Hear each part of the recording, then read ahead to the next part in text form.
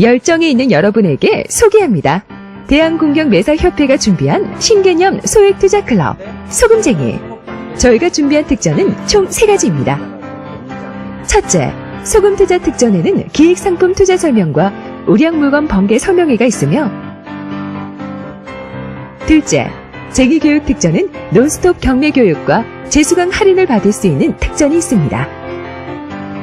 셋째, 친구 특전은 경매 동영상 스피드 옵션 20만원 할인과 경매학습지 큐브, 도기안과의 1:1 무료 상담 총 40만원의 할인 혜택이 있습니다. 창립 초기부터 검증된 확실한 투자 기법 3가지로 철저히 무장했습니다. 여러분의 소금쟁이 재산 지킴이가 되겠습니다.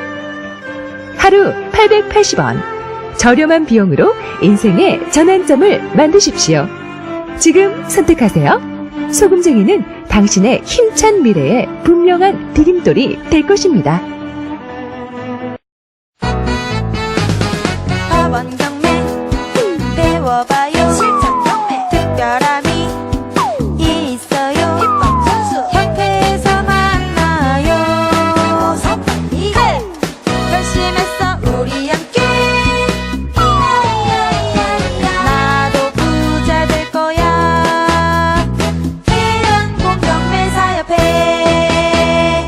부자 되는 지름길, 가난 탈출 프로젝트, 도기안의 경매왕. 지금 시작합니다. 집중하세요. 쉿. 자, 안녕하세요. 도기안의 경매왕의 도기안입니다. 자, 오늘은 우리 인천지사장, 김국동 지사장의 13세대 다가구 정복기에 대해서 얘기를 해볼까 합니다. 원래는 이번 주에 부동산 이슈에 대해서 다뤄볼 계획이 있었습니다. 그죠? 좀 이따가 잠깐 설명도 해드리겠지만, 1% 수익 공유형, 초저금리 대출에 대한 이슈가 이틀 전에가 나왔었죠. 네. 예, 이틀 전 말고, 그 이슈에 대해서도 잠깐 다루고, 그 외에, 13세대 다가구 정복기를 이제 주로 다뤄볼 생각인데요. 왜 그렇게 됐냐면은, 최근 들어서 이제 집중적으로 어떤 다가구라든지 단독주택이라든지 이런 거에 대해서 투자에 대한 사례나 어떤 거를 궁금해 하시는 분들이 문의가 좀 왔었어요. 그렇게 해서 우리가 이제, 그런 부동산 이슈는 다음에 다루더라도 이렇게 실질적으로 도움이 되는 강의를 해보는 게 어떻겠느냐라는 어떤 의견을 모아서 오늘 이렇게 주제를 선정하게 됐습니다. 자, 다들 인사 한번 해주시죠. 네. 안녕하세요. 인천 이지사 김국동입니다. 안녕하세요. 김설림입니다. 네, 안 그래도 요즘에 1% 금리 이런 거가 난리대요? 네네네. 어떤 거예요? 선씨, 어떤 거예요? 1%대 수익 공유형. 네, 수익 공유한 모기지라는 네. 대출 상품을 네. 지금 내놓은 것 같아요. 근데 그거가 내놨다라는 게 보니까 아까 기사 살짝 보니까 네. 3월부터? 네네. 이르면 3월부터. 이르면. 네. 그 말은 뭐예요? 안 할 수도 안 할 수도 있다는 얘기죠. 안 할 수도 있다라고 이렇게 보여집니다. 네. 그리고 보니까 7년? 네, 7년. 네, 7년 정도까지는 1%예요? 1%대예요? 1%대. 그럼 1.99면? 이내? 이내. 네. 그러니까, 그러면 또 꼬시는 거야. 1%대라고 얘기를 하면 안 되고. 그죠? 정확한 상품명은 연 1%대 초저금리 수익 공유형 모기지 대출 이렇게 되어 있습니다. 네. 네. 전국적으로도 아니고 또 지역적으로도 그냥 특정 지역에 이렇게 기준이 있는 것 같더라고요. 네. 그러니까 이제 사실은 저는 이제 부동산 이슈를 가지고 강의를 해본 적은 별로 없어요. 그런데 이제 우리가 이제 바뀐 토요 알토란을 연초에는 이슈가 되는 2015년 이슈, 또 제일 마지막 강의에는 돌아보는 부동산 이슈, 이런 형태로 이렇게 저도 처음으로 우리 협회도 넣었지만은, 실제로 이게 부동산 이슈라는 거는 돼봐야 되는 거거든요. 그렇죠. 네, 돼봐야 되는 거예요. 그런 입장이기 때문에 사실 이런 걸로 자꾸 떠드는 게 조금 별로 이게 지식 전달도 아니고, 의견을 만드는 것도 아니고, 뭐 그렇다고 이 내용을 듣는다고 돈이 버는 것도 아니라서 이제 저도 얘기를 많이 안 했지만 다른 데에서 뭐 카페나 이런 데에서 이걸로 난리를 치더라고 뭐 깜짝 놀라는 것처럼 그래서 이제 아까 우리가 이제 거들떠 본 거죠. 네. 그랬더니 이제 실제적으로는 7년 정도 지나면 7년까지는 1%대. 근데 이제 7년 넘어서 만약에 부동산이 올랐다면 그걸 나누자. 그렇죠. 네. 요런 내용이죠. 그런데 나누자는 게 은행하고 나누자죠. 네. 그러면은 그 7년 동안 1%대를 유지하면 은행은 손해를 볼 거 아니겠어요? 그렇죠. 그러면 누가 소익을 보전해 준다는 얘기죠? 지금 아까 뭐 있던데. 네, 그래서 어떤 조건들이 있죠. 국토교통부. 그렇죠. 국토교통부가. 그러니까 정부가 손해를 보장해 준다는 얘기인데 그러면 결국은 정부의 세원으로 그 매매를 촉진한다는 얘기죠. 네. 그러니까 전국을 못 해주는 거예요. 그죠? 그 부동산이 향후 떨어질 곳이면 해줄 수 없고 오를 곳. 오를 곳. 아까 어디를 주로 대상이죠? 일단은 뭐 수도권 그리고 세종을 대전, 포함한. 네. 그리고 지방광역시, 그다음에 네. 세종을 포함해서 어떤 천안이라든지 청주, 창원, 전주, 김해, 포항 등. 그래서 50만 도시 공시 가격도 9억 이하, 네, 무주택자도 한도 내에서 이렇게 하는 거 적용하는 상품이 사실 전용 면적이 102제곱미터 이하의 아파트에 한해서 적용되는 상품입니다. 102라고 하면 정확히 30.855평 정도가 됩니다. 네. 그 이내의 아파트들을 대출했을 때 1%대 줄 수도 있다라는 거네요. 그렇죠. 네, 제목만 보면은 모든 사람이 해당되고 관심이 있을 걸로 사등점을 이렇게 자세히 보면은 한정적이고 아직 구체적인 것 같은 근데 또 변동이 클 거라고 정책이 클 거라고 생각합니다. 사실은 또 그 국토부 쪽에서는 또 손해를 보면서까지 할 수는 없기 때문에 당연하지. 네, 리스크가 커지는 것보다는 어떤 그 집값이 안정적인 상승이 이제 예상되는 곳 그렇게 해서 도시 그 인구의 규모를 네. 한 50만 정도로 이제 책정을 한 것 같아요. 네. 그러고 그러니까 이게 내가 봐도 딱 안 되는 짓인데 왜냐면 뭐 한 불과 3년만 있으면은 뭐죠? 대통령 선거란 말이에요. 그렇죠. 이게 그 다음 때 대통령이 이거 방향 트는 거는 손바닥 뒤집듯이 쉬울 것이고 하는 것도 쉽죠. 재원이 부족해서 그럼 끝이지 뭐. 네. 경기가 어려워서 끝. 그리고 이거 대상도 보니까 무주택 서민만 있죠. 네. 그리고 근데 서민이 아닌 고액연봉자에도 무주택이면 준다라고 돼 있어서 또 그걸로도 문제가 될 것이고. 그렇죠.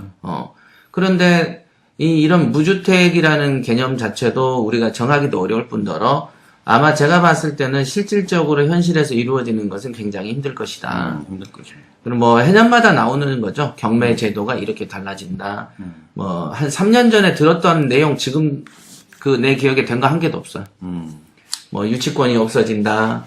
뭐 어떻게 근저당으로 바뀐다. 그런 얘기 많이 있었죠. 예, 예고 등기가 뭐 없어져서 어떻게 없어져서 가처분은 됐지만 뭐 그 외에 뭐 작년 초 기억나시죠? 1월에 있었던 월세 선진화 방안 해가지고 월세 세금을 과세한다. 그게 벌써 1년 전 얘기예요. 그래도 안 했잖아. 여러 차례 뭐 손바닥 뒤집듯이 계속 반복하다가 다 누더기가 그리고 되나 유치권 보다. 맞아. 같은 경우는 너무 심각한 이 경매적인 시장에서 이루어지기 때문에 진작 좀 정책이 바뀌었어야 될 부분인데 아직도 이렇게 지지부진하고 계속 유치권을 방치하는 것은 상당한 문제가 있었습니다. 그러니까 이제 이런 것을 대변해줄 이익단체가 필요하고 이익단체가 이제 입법 제안을 좀 많이 해야 되는데 그럴 사람이 없는 거죠, 한국에는. 없죠. 그리고 이제 국회의원들이 이제 일종의 국토교통부죠.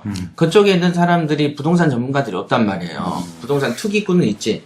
그 얼마 전에도 지금 국무총리 그 들어오는 사람도 그 이완구 총리죠. 네네. 근데 어제 뉴스 보니까 있던데 그 뭐래더라 어디 지역에 그 당시 그 민주당하고 합당할 때 자민련 소속이었단 말이에요. 네. 이완구가 아마 충남지사였나? 네. 맞나요? 충남지사. 예. 근데 그분이 어느 지역에 땅을 사라 네. 하면서 차명으로 사. 네. 그리고 그 자리가 풀려서 돈이 된다? 그렇죠. 얼마 전에 그 오세훈 시장도 몇 년 됐죠? 그 기사가 된 적 있어요. 와이프 이름으로 부동산을 사고 서울시에서 그 지역을 그린벨트를 풀어버립니다. 그렇죠. 그래가지고 50억인가 벌었다 그랬어. 네. 그러니까 가장 높은 수준의 부동산 재테크는 정치를 하는 일이다. 정치를 하면 싸게 사고 네. 거기를 풀면 올라가잖아. 안산 지역은 그럼 계속 묶어놓고 그렇지. 그러니까 풀어줄 곳은 먼저 사고. 그러니까 사실은 이제 그런 유혹이 있을 때 성인군자처럼 거절하기는 힘들지만 누구나 흔들리긴 흔들리죠. 저부터도 흔들릴 것 같지만 아무래도 그래서 나도 정치를 해야 되는 거야. 높은 데 사놓고 그죠? 네. 싼 데 좀 공투로 사놓고 그 자리 좀 푸는 네. 이게 전통적인 수법이에요 이게. 물론 그렇죠. 대부분 그 지식인들이나 윗사람들이 그런 것은 아니겠지만 대부분이라고는 안 믿고 싶지만은 또 지금 현실에서 보여준 것은 대부분이다 그러고 있으니까 거의 다. 거의 다. 그게 구체적으로 있으면은 자기가 방법이 없어서 못하면 못하지 누군가가 알려주면 하려고 하지 않겠어요? 그렇죠. 그렇잖아. 네, 정보가 없어서 못하는 거죠. 그렇지. 다 그리고 그거는 이 지금 유한구 총리 같은 경우도 총리 내정자로 나와서 이게 지금 기사가 된 것이지. 아, 그렇지 않았다면 이게 되는지 전 국민이 알 게 뭐예요? 그렇죠. 이슈가 될 이유가 없죠. 네. 네. 그런 거죠. 그런 것처럼 결국은 이제 높은 데로 가면 갈수록 이제 옛날 일이 이제 드러나서 이왕이면은 이제 정치하지 말라 뭐 이런 얘기를 하죠.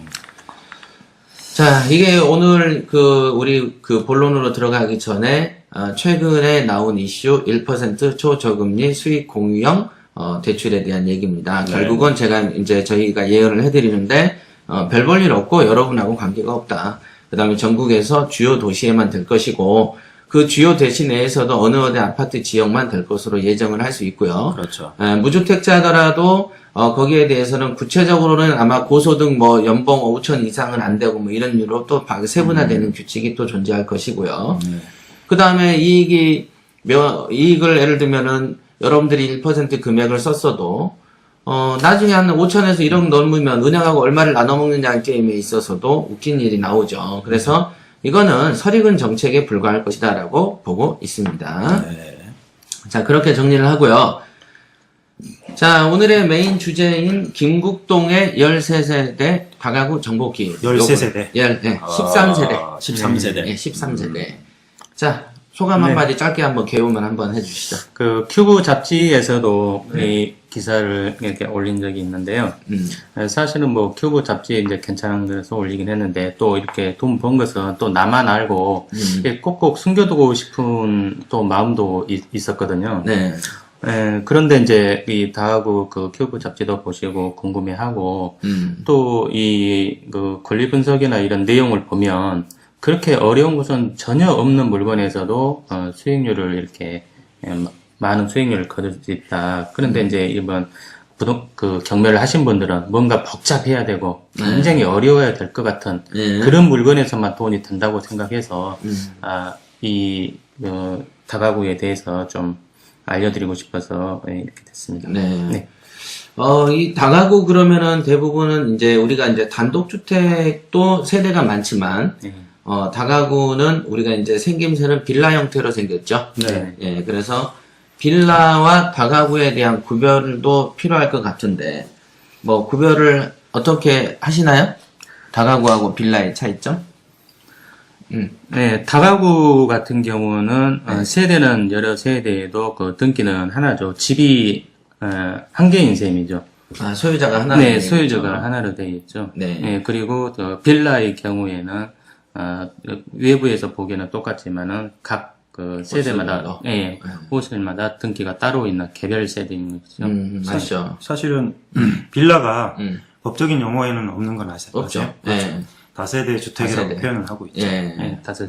그러니까 세대가 많다는 얘기예요. 그러니까 집주인이 여럿이라는 게 다세대고, 그 다음에 이제 다가구. 빌라나 맨션 이런 거는 그냥 영어죠. 네. 그냥 빌라, 맨션 이건데, 옛날에는 이제 나는 맨션은 뭐고 빌라가 뭐냐? 근데 맨션은 대저택이란 뜻이에요, 영어로. 네네. 근데, 법률 용어로는 다세대하고 다세대를 구별하죠. 연립으로 나누잖아. 네네. 연립주택 그러면은, 다세대보다 조금 평수가 큰 거를 연립이라고 하죠. 그러니까, 연면적이 한 200제곱인가? 뭐 있을 텐데. 바닥 면적 합이 즉 연면적이라고 표현을 하죠. 네. 660제곱미터. 660제곱미터. 이하. 이하. 이하면 네. 다세대. 빌라, 응? 이상이 연립일 거야. 예, 다세대 주택이 이제 4층까지 가능하고 다가구는 3층까지만, 네. 한 개층까지만. 예. 그래서 660제곱이 넘으면 연립으로 보고 하냐면 간단하게 말해서 네. 660이면은 3으로 대충 나눠도 200평 아니에요. 네. 근데 다세대는 4층으로 지어. 그러니까 200평이니까 뭐예요? 1층당 50평을 안 넘는다는 얘기 아니냐고. 그렇죠. 맞죠? 네. 그러네, 50평이네. 그럼 공용으로 한 10평 빼면은 좌우로 101호, 102호가 20평밖에 안 돼. 네. 그런데 660이 넘어서 예를 들면 200평이 넘어서 300평이라고 봅시다. 네. 300평이라고, 그냥 400평으로 봐, 예를 들어. 400평인데 4개층이면 한 층당 100평이란 얘기고, 공용 공간을 빼게 되면은 10평 빼면 한 호수당 45평까지 뽑을 수가 있다고. 45. 그렇죠. 네. 그잖아요. 네, 45, 한 세대. 45, 10. 45, 40. 응. 그러니까 그 말이 뭐냐면, 연면적 660제곱미터를 넘는 건 연립주택이라고 표현해요. 즉, 그러니까 우리가 무슨 연립 주소가 이렇게 되어 있으면, 여기는 바닥 면적이 일반 거보다 조금 큰 집인가 봐. 그러면서, 이 집은, 한 호수당 한 20평, 실평수 넘겠는데? 이렇게 추정을 해볼 수 있는 추정을 거죠. 할수 있죠. 네, 그렇게. 그런데 이제 아까 말한 대로 다세대는 4층 네, 이하. 네. 다가구는 3층 이하. 3이야.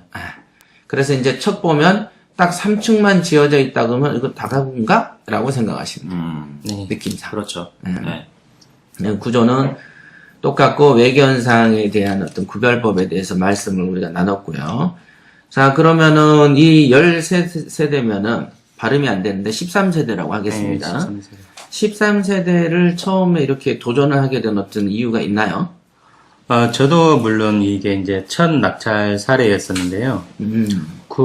이제 제가 가지고 있는 자본금은 8천 정도가 현찰이 있었고요. 당시에요? 예, 그렇습니다. 근데 이제 8천이 가지고 있을 때는 조금 더 높게 잡아도 한 1억, 얼마 정도, 1억 선에서 물건 검색을 하게 되는데, 아무리 이렇게 오랫동안 검색을 하더라도 네. 꼭 그 선에서만 좋은 물건이 있는 것은 아니기 때문에, 검색하고 또 이렇게 없는데, 경매를 워낙에 좋아해서 계속 물건을 투자하고 싶은 마음이 있고, 예, 그런데 돈에 맞춰서는 없고, 그래서 이제 일반 우리 이 경매를 투자할 때 검색하게 되면 자기 자본금에 맞춰서 하게 되는데, 8천 들고 있는데 이 감정가가 지금 4억 2천이 지금 넘어가고 있거든요. 근데 이 그러네요. 물건을 도저히 볼 수가 없죠. 4억 2천 네. 감정에 최저가가 2억 9,600. 예, 그러니까 8천을 들고 있는 분들은 조금 많이 생각한다 해도 1억 선에 보지, 이렇게 4억 단위가 되고 있는 물건이 있다는 것을 안 보겠죠. 그리고 도전할 수도 없고. 그래서 저도 처음에는 이 물건을 보고 나서 그냥 지나갔습니다. 지나갔어요? 네, 그냥 지나갔죠. 그러니까 지나간 이유는 내가 8천 들고 있는데 네네, 너무 비싸구나. 검색 대상에서 제외 거의 이제 나의 한계를 넘어간 거죠. 그래서 이제 그 다음 날에도 또 받겠죠. 검색을 계속 해야 되니까요. 근데 또 1억 선에는 없는 상태에서 계속 얘가 눈에 거슬리는 거죠. 4억짜리가 눈에 오는데 마음속으로는 이게 느낌이 좋았나 봐요. 그래서 그러니까 이게 지금 사건 번호를 먼저 얘기해 주시죠. 네. 2012타경 24550입니다. 그러니까 이게 광주광역시 소구 쌍촌동에 있는 거네요. 네네. 그러면은 그래도 이제 국종시 집이 광주여서 광주 걸 네. 뒤진 거지? 그렇죠. 아니, 전국적으로 뒤졌는데, 그 선에서는 제가 마음이 없었고, 이것도 지금 금액별로 보면은 각 지역에 있든지 외부에 있든지 간에 나하고는 관계가 없었던 금액인데, 그래도 이렇게 우연찮게 이게 계속해서 내 마음에 들었던 것이죠. 어떤 마음에 이유에서. 들었다고 처음에는 그냥 느낌이 처음에는 온 것이죠. 네, 네. 처음에는 그 가격대가 눈에 네. 안 들었을 텐데 예. 어떻게 눈에 그 말로 설명할 수 없는 이 다가구에 대한 심리학적으로 이렇게 느낌이 있다. 그래서 끌림? 네, 끌림이 끌림이 있었다는 거예요? 많이 보고 있으면 그 물건에서 끌림이 있고 또 가격이 싸더라도 끌림이 없는 물건이 있는데 좀 표현하기는 그렇지만 많이 물건을 검색한 다음에 그걸 단계가 돼야지 느낀다고. 그럼 얼마 정도 검색하다가 이쪽으로 마음이 왔어요? 검색은 오랫동안 했으니까 한 2년 이상 했긴 했지만. 뭔 이제 2년 아니요. 이제 검색 저기는. 근데 이제 이 물건을 선택할 정도에서는 한 15일 정도? 15일. 예, 예. 그래서 며칠 동안 집중적으로 계속 보고 있는 찰나에 한 얘를 한 3-4번을 스쳤던 것 같아요. 지나가긴. 네, 지나갔죠. 그냥 보냈죠. 아, 좋다. 나도 막연한 돈이 있으면 이라는 생각을 했었죠. 아, 돈이 더 있으면. 네, 돈이 더 있으면 이런 식으로 생각했었죠. 그러면 돈이 있으면이라고 생각한 이유는 최 작가가 2억 9,600, 즉 3억에 육박하고 네. 나는 8천을 들고 있기 때문에 네. 그런 생각이 든 거네요. 네, 그렇죠. 그쵸? 네, 그러면 못 덤빈다라고 생각한 거 아니에요? 네네, 그렇습니다. 근데 왜 생각이 바뀌었어요? 그래도 이제 계속해서 보다 보니까 얘를 더 시간을 두고 한번 금전적인 걸 떠나서, 금액적인 걸 떠나서 이렇게 그냥 분석을 해보게 됐어요. 이 사건번호를 펴놓고. 그랬더니 다가구 하면은 금액이 크고, 또 그 큰 물건이 많이 떨어지기 때문에, 네, 지금 뭐 보면은 4억짜리가 3억 가까이 됐으니까 1억이라는 차이가 있고, 그리고 또 이렇게 큰 물건은 또 저같이 금액이 안 되면 경쟁률도 좀 낮을 것 같고, 또 다가구 같은 경우는 가구 수가 많기 때문에 명도 문제도 있을 것 같고, 또 거기에다가 만약에 낙찰 받았을 때 인테리어가 얼마나 소요될지, 내부가 가구 수가 많기 때문에 네. 상당하게 이렇게 추정할 수 있는데, 이런 물건들을 뭐 초보자도 안 될 것이고 어느 정도 고수분이 계신다 하더라도 이 도전하기는 몇 명 안 될 것이다. 소수에 불과할 것이다. 시장 분석도 했네. 분석을 꽤 철저히 하셨는데. 그래서 이제 금액을 떠난 상태에서 생각을 자유롭게 한 거예요. 근데 그 편견도 이제 우리가 배웠지만 뭐 어떤 3가지 그 편견을 버려야 된다. 거기에서 이제 자연스럽게 편견을 버리면서 이걸 나름대로 분석하게 됐죠. 그래서 가능성이 있다. 그래서 이 물건을 돈을 어떻게 맞출 수 있을 것인가라는 생각을 이제 일단락 하게 된 것이죠. 사실 그 외견상으로 보면은 굉장히 건물이 깔끔해요. 네, 네. 깔끔합니다. 그리고 깔끔하고 좀 아름답기도 하고. 이 경매를 처음 시작하시는 분들에게는 네. 일단은 내가 돈이 없는 상태에서 네. 4억짜리 어떤 감정가를 뒤져보고 네. 머무를 수 있다는 어떤 요소가 있을 것 같아요. 저 같은 경우에는 맨 처음에 경매를 접할 때 일단 보통 초보자들이 하는 그 행동이 건물이 어떤지 이미지를 먼저 보죠. 네. 근데 그 지사님 같은 경우에는 어떤 거에 일단은 먼저 눈이 가고 그래서 이걸 선별하게 됐고 그런 기준이 있으세요? 네. 저는 일단은 호박이 한번 구르는 것이 꽤 한번 구르는 것보다 낫다고 해서 금액을 먼저 큰 걸 먼저 생각해 많이 보고요. 떨어지는 거. 네, 많이 떨어진 것을 내 강의를 잘 들었구만. 그리고 이거를 시세 차익도 있지만 이거는 다가구는 나 혼자 13가구를 다 살기 위해서는 아니잖아요. 네. 네, 임대료를 받기 위해서 이렇게 이제 꾸준한 노후까지 이렇게 길게 생각했었던 거죠. 근데 수익률도 괜찮았고요. 그것도 시세 조사 했을 때도 좀 괜찮게 나왔던, 가조사 했을 때도 괜찮게 나왔다. 그래서 시세 차익과 임대 수익과 이렇게 할 수 있다는 두 가지 장점. 그리고 그때 당시에 또 1가구 다가구가 한 주택으로 되어 있기 때문에 세금 관련된 것도 상당히 이득을 볼 수 있는 그런. 근데 뭐 그 당시에 무슨 경매 초짜라면서 지금 뭐 꿈보다 해몽이 좋은 것처럼 맞춘 거 아니에요? 굉장히 그죠? 초보가 뭐 이렇게 생각해. 초보가 할 수 있는 수준은 아닌 것 같은데. 독학으로 이렇게 꾸준히 대한국민사협회 이 강의도 들으면서 도전은 안 했지만 꾸준히 이렇게 듣고 해오고 이렇게 했기 때문에 이제 입찰만 이때 입찰을 했었던 것이지 처음 공부를 시작하자마자 이걸 한 것은 아니죠. 네. 그러면 떨어진 건 없이 첫 입찰에서 붙은 거예요? 네. 이야. 바로 가서 그것도 좀, 참 예, 대단한 예. 경우. 어떤 경우는 10번, 20번씩 떨어진 사람 많아. 그렇죠. 계속 떨어져. 네, 계속 2등만. 네, 2등만 하는 사람도 있고, 하여간 떨어진 걸 몸에 익혀보면 안 돼요. 무조건 그래서 한 번은 이제 붙여야 돼. 저도 이제 그 이후로도 다른 물건에 대해서 입찰 보고 그랬는데요. 그냥 가면 붙더라고요. 그래서 이제 저는 지금도 그래요. 그냥 가면 붙어. 저는 가면 뭐 떨어진다는 생각을 안 해요. 내가 그냥 내 거 가지러 가야지 이 생각으로 가지. 이거 경쟁률이 얼마 되고 떨어지면 뭐 이런 생각은 전혀. 왜냐면 지금 한 5-6개인가 된 것 같은데 한 번은 제가 입찰 보러 가려고 했는데, 네, 제가 시간을 못 맞춰서 떨어진 적이 있고요. 그리고 저는 시간 못 맞췄을 경우만 네. 떨어져. 입찰했는데, 장사하다가 좀 네. 바빠서 내가 좀 늦었어. 입찰했는데, 커피 먹여놔, 카페인. 예, 은행에서, 입찰을 들어온 경우가 좀 높은 가격 입찰을, 방어하기 위해서, 채무를 방어하기 위해서, 채권을 방어하기 위해서, 높은 가격으로 들어왔을 때, 적정 가격은 내가 낙찰인데, 은행에서 그것을, 방어 입찰을 들어오기 때문에 높은 가격을 써서, 그때 내가 떨어졌으니까. 어쩔 수 그런 없는 거야. 것은 어쩔 수 없는 상황. 그러니까 거의 가면은 내가 그냥 내 걸 가지러 간다는 생각으로 가는 것이죠. 그러니까 결국은 그렇게 되려면 두 가지가 맞아야 돼요. 적게 먹고 떨어진다라는 부자 마인드가 갖춰져야 되고, 그거 가지고 또 안 되는 거가 하나가 뭐냐면, 우량 물건을 처음부터 골라야 된다는 거죠. 애초부터. 그러니까 전쟁에서 이기려면은 내가 잘 싸워야 이길 수도 있지만, 이길 수밖에 없는 조건이 있는 전장터에서 이기는 거예요. 그렇죠. 이겨놓고. 그럼. 그러니까 시작하는 왜 미야모토 무사시의 그거에도 보면은 상대방하고 결투를 한다 그러면 결투 장소에 미리 무사시는 가서 구조를 익혀. 우리가 그 골프 하다 보면 코스를 대회할 때 먼저, 코스를 익혀 놓잖아. 익혀놓죠. 네.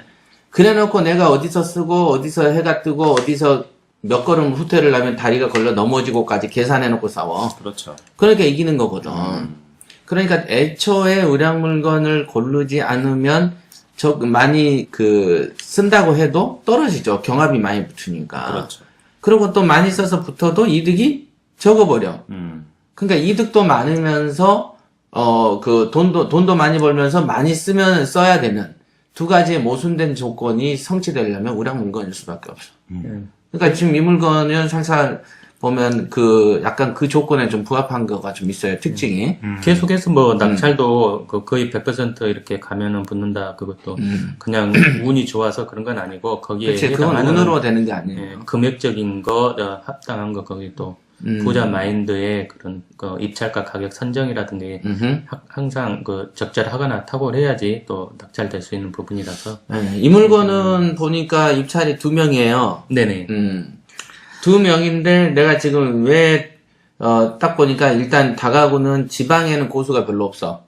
뭐 서울도 고수는 별로 없지만은 지방 사람들 수준의 13세대를 조절할 수 있는 사람이 광주에 3명이 있어. 지금 지사장, 광주지사장, 김국정 지사장, 그 다음에 이름 모를 1명이 있어. 3명 정도는 들어올 거야. 근데 얘 보니까 옆에가 교회네. 네네. 보석교회. 네. 그러면 교회 하면 옆에가 되게 시끄럽거든. 네. 바로 옆에 붙어 있는 다가구라서 또 어떤 사람은 보수적인 사람 안 들어왔을 것 같은데. 네. 좀 그런 생각도 있죠. 그런 부분은 저는 솔직히 어땠어요? 생각을 못 했는데요. 네. 전월세 내는 과정에서 옆에가 교회인이 시끄럽지 않느냐. 그 얘기 나오지. 예, 그 얘기를 나오지. 그때 들었는데 저는 지금까지 전월세를 내고 있으면서 공사를 이렇게 하고 있는데 옆에가 교회가 있다는 것을 모르고 있을 정도로 조용했다. 그러니 지금 오셔서 이 말씀을 하니 일일이 있는 것 같은데 지금까지 이래 왔는데 지금 세입자가 들어오시는 때만 맞춰서 이게 시끄러울 리가 있겠느냐. 네, 그렇게. 그래 봐봐. 결국 근데 문제가 안 이런 됐죠. 상황에서 물건을 딱 봤을 때, 야, 교회에 있으니까 시끄러울 거야, 라고 생각을 갖고 내가 할까 말까를 망설이던 중에 부동산에 시세조사를 했는데 부동산 사장이 옆에 교회가 있어서 조금 그래요, 사장님, 그럼 투자 안 한다. 네, 그래. 그러니까 그런 사람들이 더 많다. 그래서 초창기에 자기의 눈 때문에 누구는 이득을 보는 물건을 누구는 지는 않아버리지. 그리고 현명하다고 생각한다고, 스스로. 그죠? 네, 그러니까 그렇게 생각한다. 그래서 결국 이런 견해 차이 때문에 끝에 가지 못하고 실력 차이가 현저하게 나는 거예요. 그렇죠. 지금 일단 김국동 지사장은 이 물건이 보니까 교회가 있음에도 탁월한 부자 마인드로 그건 별거 아니다라고 생각을 했던 거는 아니었고 생각을 못하고 못하고 있었는데 업자가 얘기를 하는데 그때 알았다. 그런데 이 시설조합 현장 조사할 때 또 그리고 그런 공사하는 기간도 있고 그랬을 때도 정말 방금 얘기한 것처럼 교회가 있는지 없는지도 모른다고 생각할 정도니까 그만큼 조용했다. 예, 그러니 문제가 될 리도 없을 것이고 서울에서 이렇게 나와 다가오고 그러면 주차 공간도 없잖아요. 바로 이렇게 그렇게 문제 나오고. 네. 그 다음에 다가구인데 옆에 교회 얘기 당연히 나오죠. 그러면 나는 그러죠. 세입자를 드리잖아. 네. 세입자들은 그런 거 신경 안 써. 자기가 생활하기 편한 생활 여건에 맞는 부분 하나, 두 번째는 금전적인 거. 그런 거에 맞추죠. 그래서 그런 것도 충족되지만 교회도 없고 시끄럽지도 않은 곳이면 더 좋겠지만 대부분은 그런 조건이 1순위는 아닌 거죠. 1순위는 역시 자기의 필요성, 주거의 필요성하고 두 번째는 금전적인 거. 그걸 봐야 된다는 거지. 그래서 이제 입찰 이제 2명의 고수가 없다. 한 3명 정도 아까 3명 정도죠. 말씀하셨는데. 현재 김재희 본부장, 김국동 지사장, 그 다음에 이름 모를 한 명. 광주 그래서 지역을 이제 얘기하는 거예요. 그때 판단도, 제가 이런 이제 쉬운 물건은 뭐 누구나 들어올 수 있겠지만은, 그때 당시에도 이렇게 조금 복잡한, 내용상 금액적인 거, 명도 관련된 거, 이런 걸 따져보면, 고수가 몇 명 안 될 것이다. 없다고는 생각 안 했거든요. 지금 몇 명 안 조회수는 될 900회 것이다. 정도 돼요. 스피드 옥션만. 조회수가. 네. 그러면 다른 데랑 포함하면 한 3, 4천 명 본 거야. 그래서 이제 보면 2명이었는데, 여기에서 왜 2명이라는 것을 생각하냐면은, 거기 이제 화면을 보면은 아시겠지만은, 제 이름이, 낙찰자 이름이, 김국동이 아니고 김학도라고 되어 있습니다. 네네. 네. 그래서 이게 어떻게 된 것이냐 그때 바로 알게 되었는데 스피드 옥션 알바를 하시는 업무를 귀가 보면 어두워서 예, 그래. 이제 들리는 대로 써가지고 이렇게 학도로 들렸나 봐요. 그래서 이 공부를 할 때 뭔가 이게 스피드 옥션 정보 제공업체에서 제공하는 내용은 100% 신뢰를 하면 안 되고 그럴 수도 있다. 항상 착오가 생길 수 있다. 이 점을 한번 이런 경우에서도 한번 맞아요. 옆에서 하는 거를 불러서 적어 막 분주해. 네. 예전에 저도 그런 경험 있습니다. 네, 그래가지고 낙찰을 누가 받았다 그러면은 이게 정말 받은 건지 헷갈려서 의심해서 전화 오고 그렇잖아요. 네, 맞아요. 자기 이름이 다르다 이거야. 네네네. 그러면은 이런 내용이 이 사람들은 그래 원래 활자의 힘이라고 활자로 써져 있으면 무엇인가에 대한 정확성을 신뢰를 해요. 그렇지만은 사람이 한다는 걸 잊어버리는 거지. 사람은 늘 틀릴 수 있다. 네. 그러니까. 그러면 일단은 조사 과정에서 그래도 통상적으로 제가 볼 때는 초짜들은 이런 세대가 많으면 명도에 대한 두려움 때문에 안 하잖아요. 네. 그거에 대해서는 두려움이 없었어요? 그 부분은 두려움이 없었습니다. 경매에 대한 실체의 법률 관계를 제가 좀 잘 이해를 했기 때문에. 그런데 막상 낙찰을 받고 영도를 하여 갔을 때 정문에서 두려움이 조금 몰려왔습니다. 정문에서. 네네. 지금 여기 보면 권리 분석을 보면은 선순위는 아무도 없어요, 그죠? 네, 깔끔합니다. 근저당이 2005년이구나. 2005년에 있고요. 모든 세입자가 2006년 이후에 전입한 분들이죠. 네. 예. 그리고 아무리 작아도 2천만 원씩이라고 네. 2, 3천씩 전입해 있으니까 10세대만 기준으로 하더라도 보증금만 하면은 3천 보면 3억 9천 빼는 거고 2천 봐도 3억 가까이는 땡긴다는 거네요. 네. 그러니까 계산은 나오네. 네. 바로. 그잖아요. 얼마를 내가 보증금을 그리고 챙긴다. 이제 시설도 당시 여기 보증금은 2,300씩 살고 있었는데요.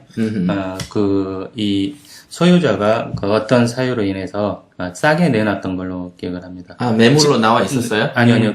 보증금을 싸게 내놨다는 거죠. 아. 그래서 시세 조사를 해보니, 전세라든가 가격이 2,300 정도 되는 부분은 한 3,000을 받을 수 있고, 투룸 같은 경우에는 3,500 정도나 3,000 정도 지금 살고 있으신 분들의 대부분 시세에서는 4,000 아니면 4,500까지 전세를 내놓을 수 있는 그런 수준. 그게 그거 아니겠어요? 여기 장성국 씨가 전입이 2008년이에요. 그죠? 네. 2008년이고 확정일자도 2008년에 받았는데 201호 거주자였죠, 장성국 씨. 네. 근데 2,300이 보증금인데 네. 국통시가 이거를 낙찰받은 시기는 2013년이란 말이죠. 그러니까 시간적인 갭이 있었기 때문에 전세 수준이 올랐던 건 아닐까요?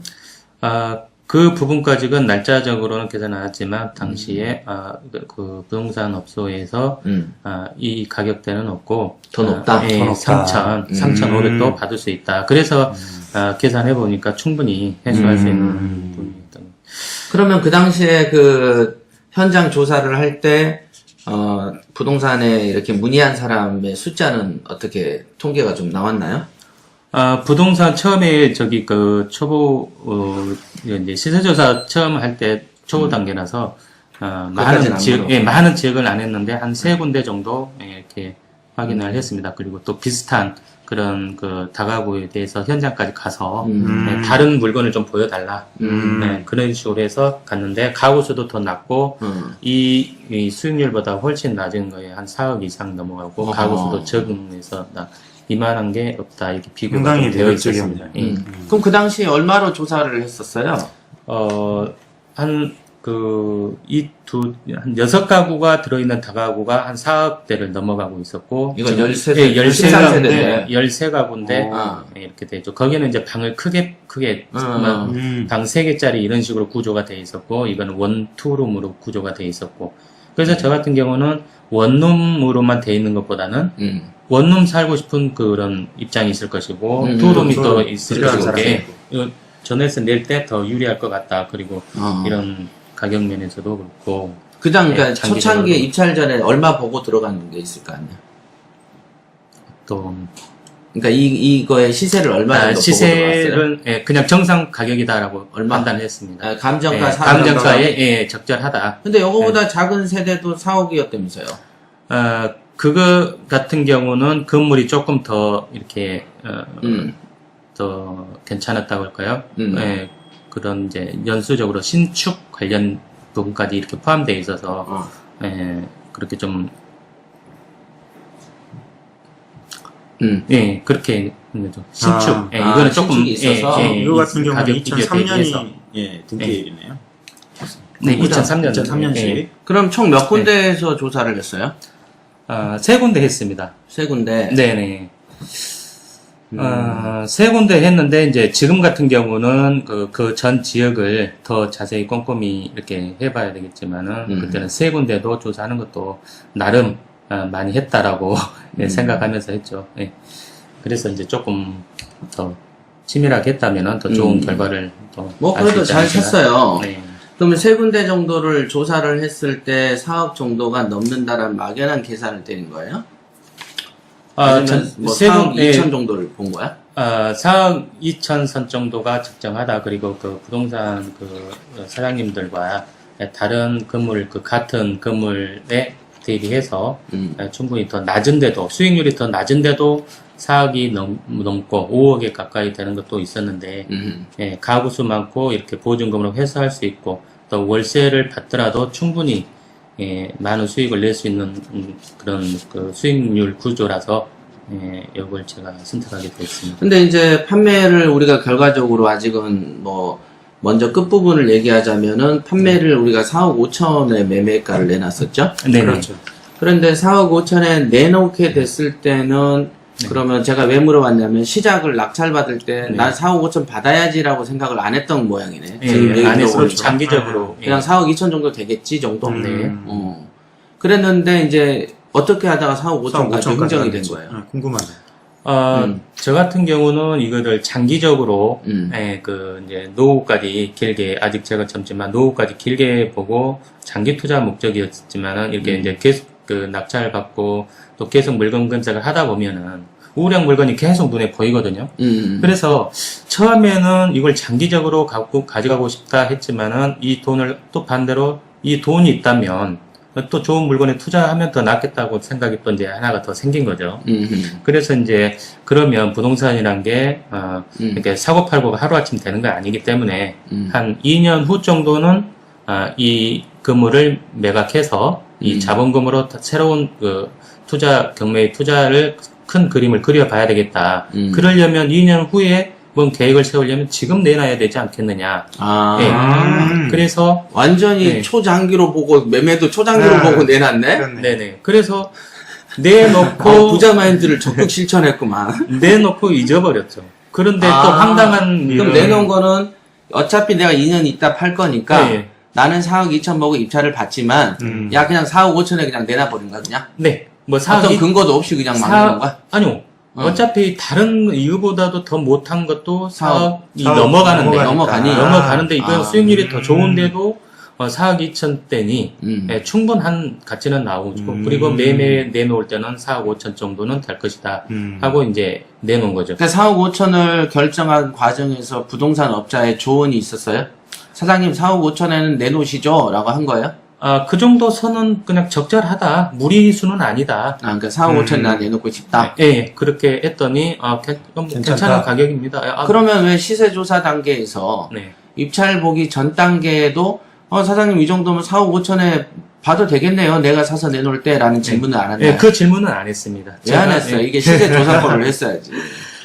그 당시에는 안 했구나. 네네, 그 당시에는 안 근데 이제 했습니다. 집주인이 되니까 내가 4억 5천은 좀 받았으면 좋겠다. 내 물건 이 정도 되지 않느냐. 네네. 라고 했더니 뭐 무리한 건 아니다. 네네. 오히려 안 했던 게 더 높이 쓰지 않는 계기가 되지 않았어요? 그럴 수도 있겠네요. 알았다면 조금 알았다면 더 더 썼을 그러니까 내가 늘 말하잖아. 더 높여보지 나하고 않을까. 붙으면 누구도 안 된다고. 네. 나는 4억 5천 보고 높게 써버려. 음. 뭐 이득 딱 그러면 되는 거야. 그래서 이게 한 끗 차이라고. 그런 거 있잖아. 고수를 만나기 전까지 내 수가 통해. 근데 고수를 만나면 수가 안 통해.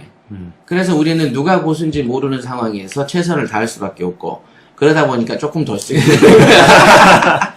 그래서 예전에 그랜저 한 대값 날리고 그렇지. 그런지 한 대값 날리고 해도 그래도 돈 벌어. 네. 어? 그래서 그래서 다만 이제, 고수를 안 만났던 거를 자축하라고. 그래서 그때 당시 고수는 몇 안 될 것이다. 극소수. 예, 소수로 생각하고. 근데 뭐 이렇게 이제 저야 뭐 부동산이라는 것이 바로 나가는 것이 아니기 때문에 2년 후에 생각을 갖다가 지금 먼저 이제 내놓게 된 것이죠. 네. 그러니까 뭐 팔릴 기대조차도 안 하고 그냥 내놓긴 하는 내놓은 거죠. 것이죠. 네. 바로 그런 마인드가 필요하죠. 매매나 그렇죠. 전월세도. 네. 근데 우리는 어떻게 하죠? 네. 대부분은 내놓으면 무조건 팔려야 되고, 팔려야 되고 그 다음에 월세도 내놓으면 무조건 나가야 나가야 되고. 되고. 내가 그 부자 마인드 얘기했잖아. 네. 요즘에 뭐 서진 씨도 조금 뭐 그런 수준 안 되는 사람들로 인해서 좀 짜증난 일도 있죠? 그렇죠. 네. 그런 것은 이제 모르는 사람들은 뭔가 돈이 필요하고 뭔가 닥쳐야 좀 내놓고 이제 좀 움직이는데 저는 그런 경매를 배웠고 또 그 경매의 성격상 미리미리 이렇게 내놓고 준비해야 되는 또 준비해도 내가 2년 후에 팔겠다고 마음 먹고 내놔도 3년 있다 일지 4년이 될지 언제가 될지는 모르거든요. 모르죠. 그래도 2년 보고 내놓은 것인데 또 이제 또 마치 또 이거는 이틀 만에 또 팔렸거든요. 내놓자마자 이틀 만에. 네. 바로 집을 보러 왔었어요. 네, 이틀 만에 그냥 저는 저는 2년을 생각했는데 이틀 만에 전화가 오니 얼마나 황당했겠습니까? 그래가지고 얼마나 황당했는지를 얘기해 드릴게요. 네. 계약을 미루겠다, 내일 날 새고 하겠다. 저녁에 그 전화가 왔거든요. 너무 당황스러워서 내일 계약하면 안 될까요? 라고 내가 미뤘어요. 날 새고 합시다. 그랬더니 당장 하고 싶다. 계약을. 네, 먼저 계약이라도 하고 싶다. 네. 그렇게 이제 여러 차례, 두 차례 정도 이렇게 거기서 전화가 와서 이런 거는 이게 전생에 복을 많이 줘서 그런가.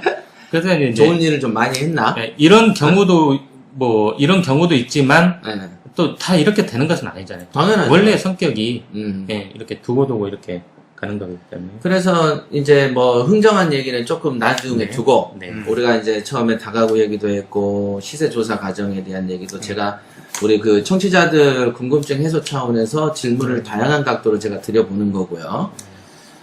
그렇게 했다 치고요. 일단 권리 분석 자체는 쉬웠다고 보셨겠네요. 그죠? 네, 맞습니다. 다 우순이니까. 예. 그리고 그 권리 분석이 중요하지 않다는 얘기를 아까 처음에도 했었고요. 보면은 정말 이거 뭐 선순위도 없고 지금 소멸 기준하고 임차인들 보면은 다 대당도 다 거의 다 받아가시는 분들이고요.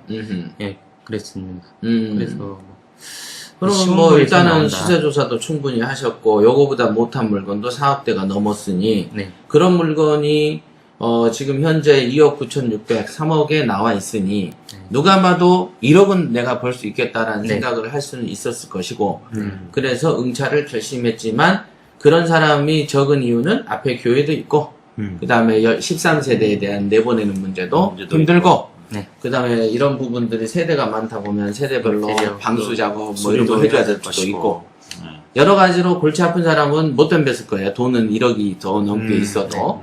그 다음에 여기서는 처음 투자자 입장에서는 대출이 얼마나 될 것인가에도 막연한 두려움이 있었을 것 같은데요. 네. 만약에 대출이 안 되면 이 돈이 좀 이제 문제가 생기잖아요. 은행에서는 일반적으로 대출할 때 그 방빼기라고 해서 선순위 그 보증금을 이렇게 해놓게 되는데요. 네.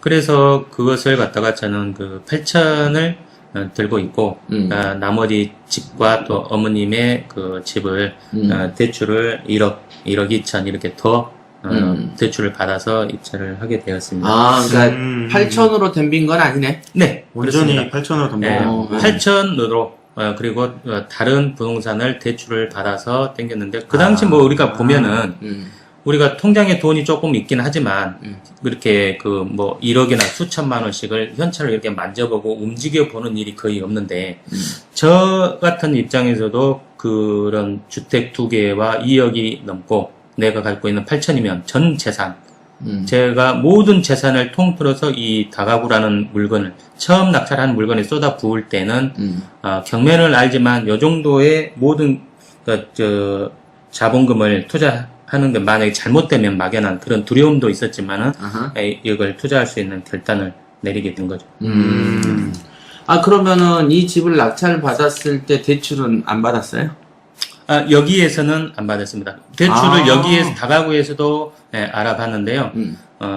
대출을 다른 곳에서 부동산에서 2개를 받았고 여기까지 건드려도 크게 나오지 않기 때문에 얘를 차라리 여러 군데서 하느니 얘는 가만둔 상태에서 다른 데서 부동산을 땡겨서 생각하구나. 이렇게. 근데 그 당시에 경매 처음 단계고 네. 제가 그 김국동 지사장한테 듣기로는 집안의 반대도 많았다 하지 않았나요? 집안 또 이 일까지 얘기를 하면요. 얘기가 많이 길어지고요. 뭐 저는 너무너무 반대가 심해서요. 3일 굶고 또 그 문을 잠가 놓고 이렇게 공부도 한 적도 있고요. 상당 기간 많이 이렇게. 근데 했죠. 어떻게 대출을 해줬을까? 명예가 필요하잖아요. 제가 뭐 또 거기에 싸워 나가는 과정에서 계속해서 제가 반대는 있었지만 거기를 계속해서 이겨 나가고. 그걸 어떻게 설득했어요? 야, 이거 가니까 4억짜리래잖아. 네 돈이 아까워도 결국은 낙찰 받은 다음에 돈 쓰는 거 아니냐? 뭐가 걱정이냐? 이렇게 얘기한 거야? 사실 저도 그렇지만 상당 부분 저한테 그 문의하시는 분들이 아내의 반대로 해서 계속 교육도 못 받고 경매도 시작하지 못하는 경우가 굉장히 많아요. 참 희한한 거야. 설득을 어떻게 하시나요? 일단 방향은 그렇게 이렇게 이제 설득을 하고 이렇게 방향을 하고 이제 이 현장까지도 같이 가본 적도 있고 그러지만 실질적으로 이렇게 이해는 되는데 손에 안 잡히기 때문에 그때 계속 낙찰 받고 이렇게 설득하는 과정에서도 옳은 것 같다. 그러나 왠지 모르게 마음은 불안하고 안 했으면 좋겠다라는 것을 계속해서 2가지 마음을 갖고 계속 갔죠. 그래도 제가 한 방향 쪽으로 계속 이끌었기 때문에 어떻게가 굉장히 그 방법을 제시해 주세요. 왜냐면 아까 우리 그 김서진 지사장처럼 말 들어보면은 심지어 경매 교육 받는 것도 못 하잖아. 와이프 반대로. 네. 투자도 아니야. 투자 언저리 근처도 못 가도 반대한다고 못 하는데 투자 자체 생출인데 그걸 가지고 그것도 기존에 있는 집을 털어가지고 대출 받아서 끌고 오는데 그죠? 아까 그 말한 것처럼 뭐 3일 동안 뭐 이렇게 문 닫아 놓고 할 정도인데 그러면 그런 거에 대한 노하우가 있어야 되지 않을까? 노하우는 아직 없는 것 같은데요. 그냥 우기기? 예. 왜냐면 우기고 저는 말 안 하기, 다 굶기. 많은 설득을 했는데, 지금까지도 완벽하게 이렇게, 지원은 없어요. 그냥 편안하게, 그냥 안 하고 살고 그냥 만족함을 많이 얘기하는 것 같아요. 아니, 노하우를 얘기하라니까 와이프가 반대한 걸 어떻게 이겨냈냐고. 사실 그 부분은 그거를 알려줘야 돼. 지금 생각을 해보면 자신이 확신이 있어야 된다고 생각을 해요. 그래야지 믿음을 줄 수 있고 저 같은 경우에는 그 당시에 아예 선을 그었어요. 일단 가족에게 피해를 주지 않을 테니 걱정하지 말고 이 경매를 배우는 거에 있어서는 개입을 하지 말라라고 저는 단호하게 얘기를 한번 했었죠. 그때 당시에는 상당히 분위기도 안 좋았고 늘 말씀드렸지만 이혼까지 갈 뻔했는데 일단 결과가 나오고 수익이 조금씩 쌓여가면서 본인이 이제 돈을 쥐게 되니까 자연스럽게 다시 경매로 예, 접근을 하게 되더라고요. 참 그런 게 너무 힘든 과정 아니야? 힘들어요. 그러니까 간사한 거 아니야 그거? 안 가본 거는 반대야 무조건. 네. 그 다음에 리스크는 나 안 질 거야. 너 책임이야 무조건. 근데 해서 보러 와. 보러 오니까 될 것 같아. 알았어 생각해 볼게. 이만큼 간사한 게 어딨어. 그잖아. 저 어떻게 같은 생각해야 경우도 돼? 그렇게 얘기했던 것 같아요. 뭐 하나 마느냐가 그 아니고 와이프 안 들으니까 네. 제대로 네. 크게 얘기해. 아유 뭐 안 들을 거야. 솔직하게 얘기해주세요. 많이 들을 것 같아가지고요. 많이 들을까? 많이 들어요? 네, 자주 듣는 것 같아요. 그리고 막 아. 부각을 많이 하기 때문에. 굉장히 조심스러우신데요? 네, 그래서 이제 어떻게 됐든 간에 저희 와이프는 내가 안 들어요. 네, 가장이고 내가 생계 유지하는 입장이고 그렇기 때문에 모든 책임은 내가 하지 않느냐. 만약에 그렇게 간섭할 바에는 당신이 우리 가정을 이끌면 내가 뒤에서 보조를 하겠다. 그러지 못할 것 같으면 모든 것을 내가 추진하는데 반대하지 말아달라. 네, 한번 나는 이게 마지막 길인 것 같다. 난 더 이상 다른 직업은 선택할 이유가 없다. 이런 식으로 설득을 했던 것 같습니다. 그때 울진 않았어 혹시? 울었을 것 같아. 빌었지. 울지는 않고요. 각방을 썼습니다. 안 빌었어? 마이크 보고 얘기하라니까 고무줄이지 말고. 저희 와이프는 울었는데. 와이프는 울었고 대출 네. 나는 이제 국동 씨가 울었냐고. 물어보는 저는 울지는 않았고요. 그렇게 말해도 100% 인정을 해주지 않았기 때문에 따로따로 각방을 쓰면서 일방적인 추진, 그냥 강력하게 추진. 예. 나는 이렇게 추진할 테니 따라와라. 아니 근데 여기서 또 하나의 궁금증.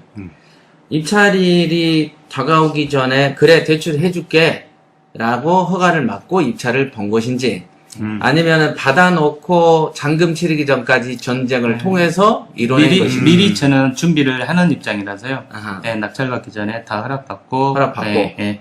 하겠다. 해봐라. 이렇게 했고요. 그럼 은행에서도 미리 다 만약에 증명을 집안에서 반대했으면 입찰을 안 볼 계획이었어요? 안 볼 계획은 아니었지만 끝까지 반대하면은 여기에서 입찰 못할 수도 있는 상황이었겠죠. 그것을 입찰 보기까지 그러네. 그렇죠. 저야 분명히 100% 이렇게 끌고 나가더라도 그런 상황에서 엄청난 집안 싸움과 아니면 이혼 문제까지 들먹이면서 가정이 이렇게 너무 시끄러워지면 저도 거기에서 흔들리고 뭔가 차질이 생길 수도 있었겠죠. 보통 그러면 결국은 어찌 보면 도와준 거네. 네. 그잖아. 만약에 나 같으면은 그냥 8천 질러 놓고 어떡할래? 이거 날릴까? 이렇게 나갔어요. 난 그런지 마지막 입찰 단계까지 그런데 확고한 의지가 부인에게 비춰졌기 때문에 마지막까지도 이 길인가 보다 하고 마지막에는 허락을 해줬던 것 같습니다. 그래요. 네. 자, 그러면 이제 그 입찰 보는 데까지의 자금의 흐름 네. 한번 짚었고요. 그 다음에 그 과정 속에서 일반인들이 겪지 않는 방식으로 한 거예요. 그 해당 물건의 대출을 받지 않았고 네. 총알을 다른 데서 준비를 네. 시켰다는 점. 네. 그리고 그러면 가족의 반대를 어떻게 극복을 했는가에 대한 얘기를 한 거죠. 그 다음에는 이제 우리한테 중요한 것은 아까 매도 부분도 했었지만은 명도 얘기 한번 해보죠. 명도 궁금해요. 네, 명도는 이제 다음에도 특강 시간에도 또 강의를 할 예정으로 되어 있는데요. 정말 명도는 별거 아니다고 생각했고 이렇게 자신이 있었거든요. 처음부터요? 네, 처음부터 자신이 있었습니다. 이유. 그걸 누가 물어볼 거 아니겠냐고. 교육생이 왔어. 네네. 얼마 전에도 뭐 방송 듣고 PT 한 분이 PT 상담 하셨다면서요. 네, 큐브 잡지 보고. 큐브에 나온 거 보고. 네네. 근데 PT 상담한 거야? 지금처럼 노하우만 쏙 빼가려고 하는 거야? 그래서 PT 상담은 아니었고요. 잡지 기사를 잘 읽었고 너무 감사하고 좋은 내용. 감사해. 인사. 감사 인사. 그럼 뭐 네, 손에 뭐 또 감사해. 갖고 왔어요? 전화로 이렇게. 전화로? 감사 인사 전해주셨습니다. 쉽네. 말하기 쉽네. 말만 한마디 하면 되는 거야. 네, 또 이제 방빼기 그런 은행 대출 관련 어려움이 있다. 또 비슷한 경험을 했다고 하시더라고요. 그래서 그런 얘기도 해드리고 있습니다. 자, 그럼 명도가 왜 네, 쉬웠죠? 명도는 일단은 방을 뺏으러 간다는 이렇게 남의 절 뺏으러 간다 이런 편견으로부터 먼저 벗어나 있었고요. 그리고 법에서 내가 문제가 생기더라도 인도 명령서가 있다는 것. 네. 그래서 그 두 가지를 일단 주 포인트로 가지고 가서 이제 알고 실체는 알았지만은 또 정말 초인종을 누르기 직전에는 너무 떨리고 이렇게 두려움이 또 아는 입장에서 모든 걸 아는 입장에서 이렇게 떨리더라고요. 네. 어떻게 그래도 떨렸어요? 이제 손발을 부들부들 했어요. 누를까 말까 복도를 왔다 갔다 하면서요. 네, 또 처음에는. 네, 아니야. 또 그 시간을 끌기 위해서 3층을 갔다가 다시 1층부터 시작할까? 순서를. 네. 옥상은 안 갔어? 왜냐면 옥상 있나? 옥상은 올라갈 수는 있는데 좀 어려움이 있고요. 네, 그래서 쉬울 걸로 생각했지만 막상 또 명도에 대한 당당한 권리이지만은 또 닥쳐보니까 또 초보자 때는 또 그런 어려움이 있더라.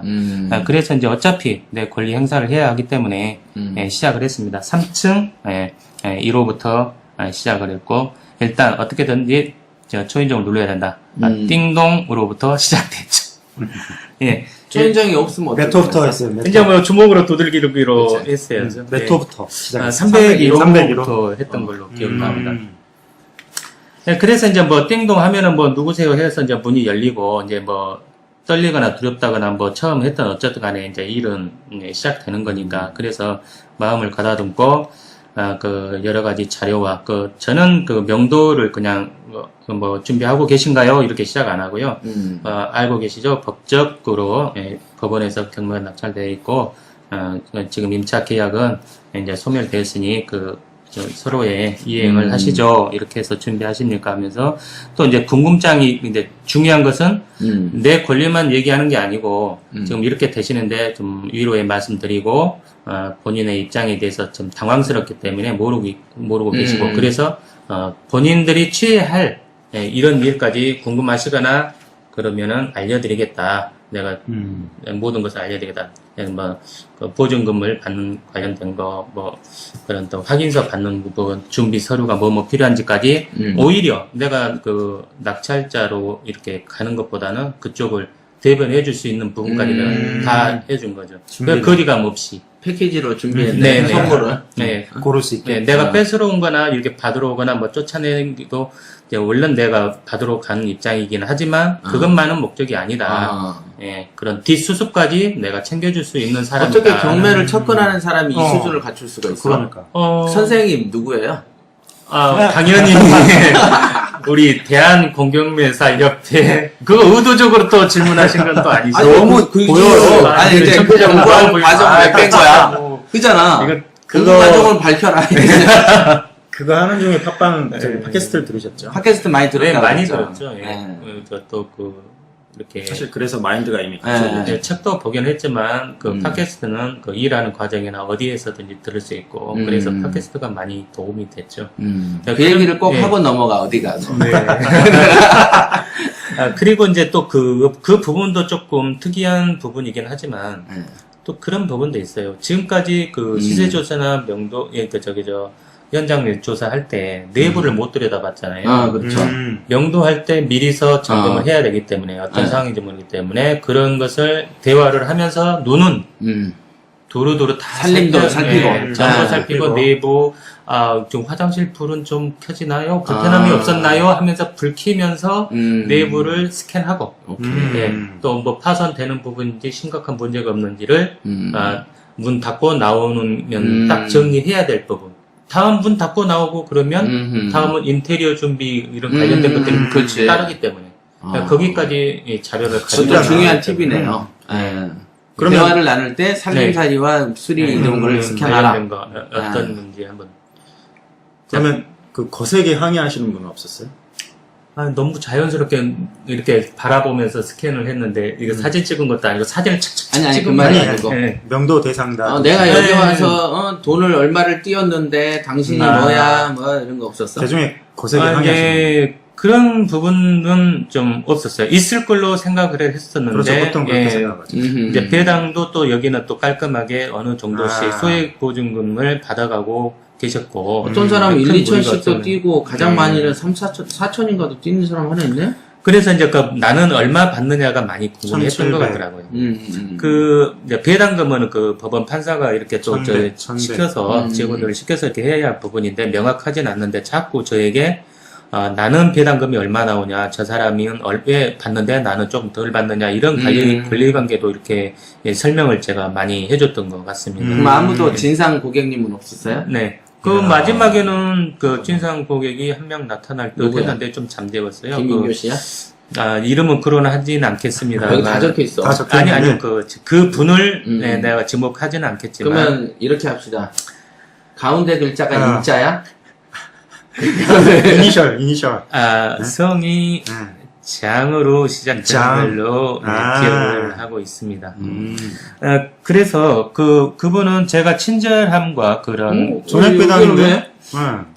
그럴 이유가 그 별로 없죠. 이유. 저기 있죠. 이사 그 시기적인 거, 아. 네, 그 이제 낙찰 받은 이후 뭐 한 달 시간을 드린다 아니면 이렇게 그런 시기 조정에서 약간의 이 문제가 좀 따로 생겨. 저 같은 경우는 제 입장만 생각하지 않고 재계약이라든지 아니면 권리 관계라든지 아니면 순위에 관계된 거 내가 얼마의 배당 받을 수 있는가 왜 나는 저 사람보다 덜 받는가 이런 것까지 질문 들어올 때마다 다 배려해주고 그 이사에 대한 그 시기 조절도 최대한 너그럽게 최대한 내 마음속에서는 한 달 이상을 보면서 이렇게 준비를 하고 있었는데 그 분의 주장은 그런 얘기를 하고 오가는 중에 당신이 낙찰 받은 지금 낙찰 그러니까 이제 아직 등기 관리자가 아니지 않느냐 이런 것을 좀 거만한 목소리로 몇 살인데? 예, 따지더라고요. 근데 나이는 제가 좀 어린 걸로 조금 저보다는 어린 걸로 알고 있는데 뭐 나이에 따라서 뭐 저기 하는 것은 아니고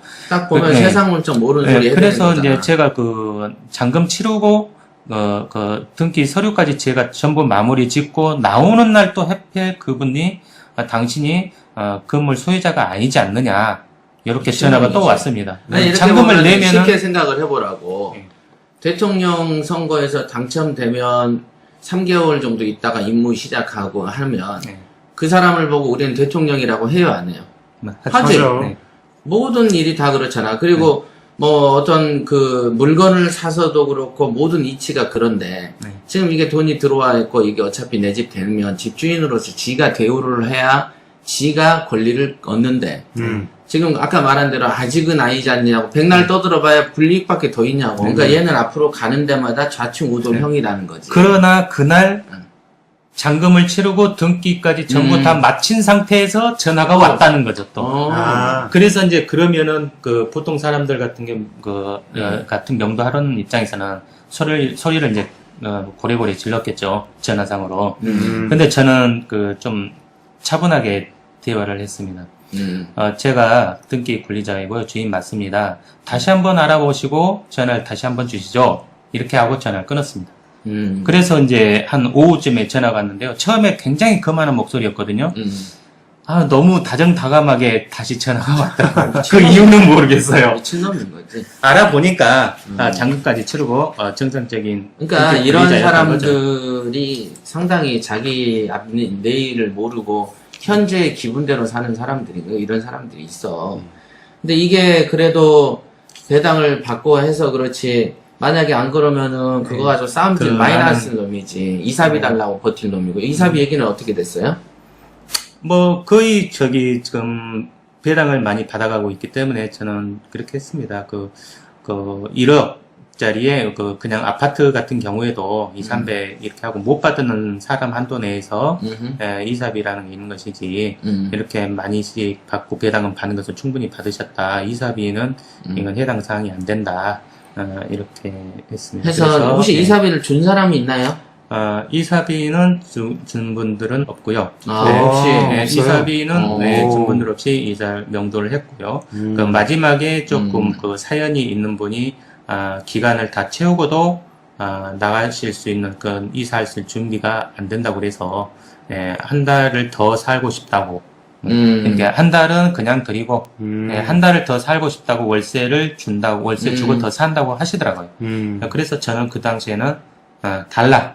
그래야지 저는 의도가 있었거든요. 달라고 했습니다. 준다고 하길래 달라고 했지만 받아야죠. 예, 그런데 그분이 한 달을 더 채우고 이제 이사를 가게 되었는데 그 임대료를 준다고 했으니까 줄 걸로 이제 말씀하시더라고요. 그래서 저는 그때 당시는 받을 생각 없었지만 달라고 했지만 원래 그때도 받을 생각은 안 했다. 약속을 이행하기 위해서 내가 달라 그랬지.